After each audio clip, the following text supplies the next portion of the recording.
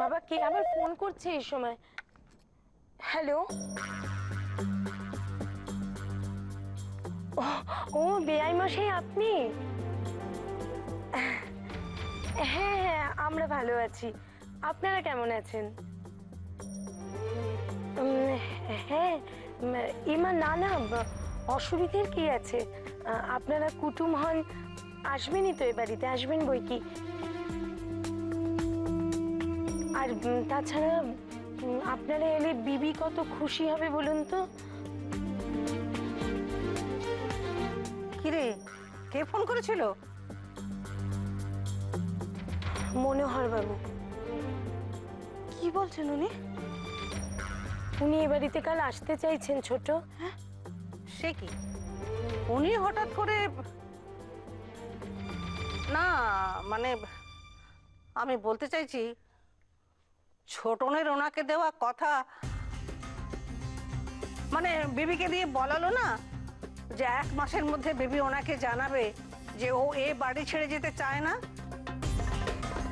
তো সেই পরিস্থিতি তো এখনো আসেনি। আমি অন্তত মনোহর বাবুর আশা নিয়ে এতটুকুও চিন্তিত না। কি বলছো কি তুমি? বিবি সবে মাত্র এই পরিবারের সবার প্রতি একটুখানি। লেখা, বিবির প্রতি আমার যথেষ্ট বিশ্বাস আছে,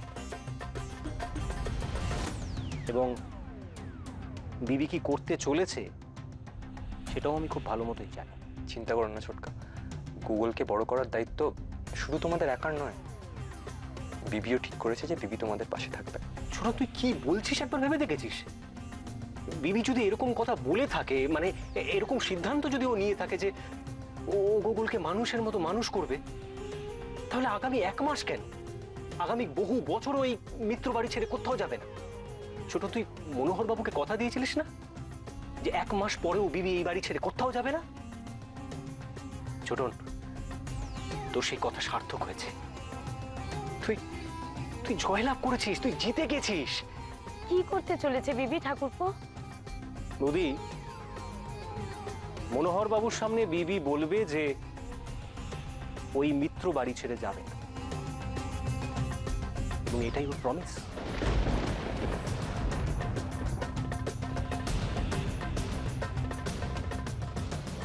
না প্রতিম বাবু, আমি এখানে থাকতে পারবো না। না বেবি, প্লিজ, আমি আপনার উপর অনেক আশা করে আছি। আমি জানি বিবি কথা ভাঙতে পারে না। বিবি কথা রাখার জন্যই কথা ভাঙছে প্রতিম বাবু। আমি এখানে থাকলে গোগল কখনো ভালো মানুষ হতে পারবে